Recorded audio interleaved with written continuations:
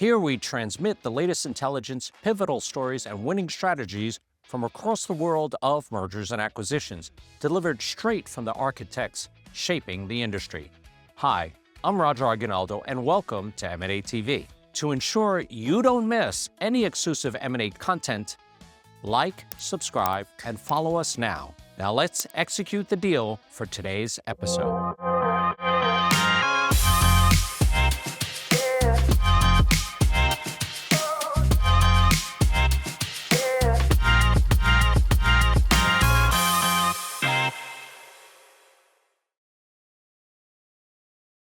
Good afternoon, everyone. My name is Emily Castro. We are here today with Adam Reilly, National Managing Partner in Mergers, Acquisitions, and Restructuring Services with Deloitte.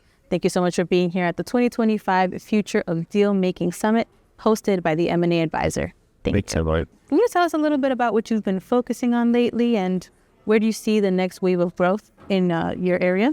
Yeah, absolutely. So I think not unusual to many companies, we have been spending a lot of time focusing on the impact of generative AI and what's that going to do to our business. Right. We're also expecting, and we'll get into this a little bit more of where it's going to come from, but growth in the M&A industry and making sure we're prepared to support our clients through that growth. Those are probably the two primary focuses of what we've been doing. Okay. So are there any innovations or trends that will have a huge impact in this industry? Yeah, I think what's going to happen, I think there will be a wave of growth, right? So where we expect that growth to come from, the corporate clients that we have actually been relatively busy over the last several years, but we've seen a slowdown in the private equity side, and we serve both of those, clients. I expect growth to come significantly from private equity being back in the market in a much more significant way than they have been in the last couple of years. There's a lot of dry powder to be deployed, so a lot of capital that they can put to work. There's a lot of companies that they own that they're looking to sell to return money to their LPs, which will in turn help them raise money for those LPs for their next fund. So expect to see more of a surge on that side, which I think will drive a lot of growth across M&A, both value and volume, and volume being the number of transactions that get done. And what would you say is the single biggest challenge facing leaders like you? So I think the single biggest challenge, and I think it's in life, not just in leaders, but people. Yeah. Humans are always the most complex. And so, when I focus on that, there's a couple of things that I'm really interested in. One does relate to Gen AI.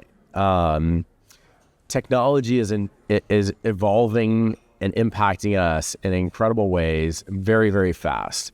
And so helping our workforce and our clients adopt and evolve to these new technologies is really, really important.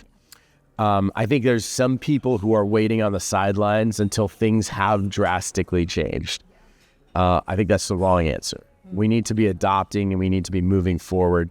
Sometimes it's not perfect, but that's okay. It's a learning process for us. And so we are spending a lot of time with our teams trying to drive that change, use generative AI products in our everyday services. And so that's a really big focus. Constantly with employees, there's learning not just in Gen AI, but in about the industries and about the focuses of our clients. And so we're also very focused on how are we evolving their careers? How are we maximizing their experience while with us? Not everybody's going to stay at any job forever, but while they're with us, how do we maximize their potential?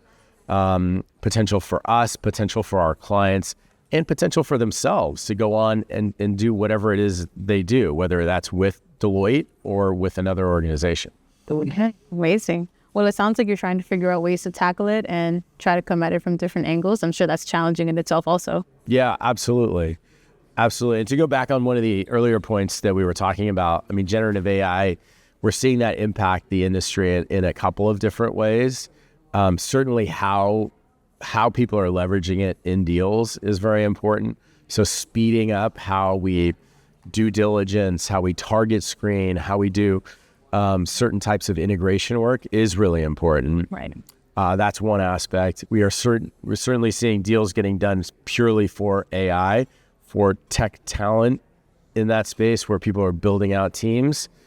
And then lastly, in an emerging place that we think will actually be hugely impactful is how do people think about AI in the deals that they're doing? So how will it impact the end markets that they're looking at? And how will it impact the cost structure of the businesses they're looking at? The innovators in those and the people that get it more right than the other market participants, I think can create a significant competitive advantage. Mm-hmm. Well, we're excited to see what changes these brings and how the challenges develop. So thank you so much, Adam, for your time. We appreciate having you here. Thanks so much. Appreciate it.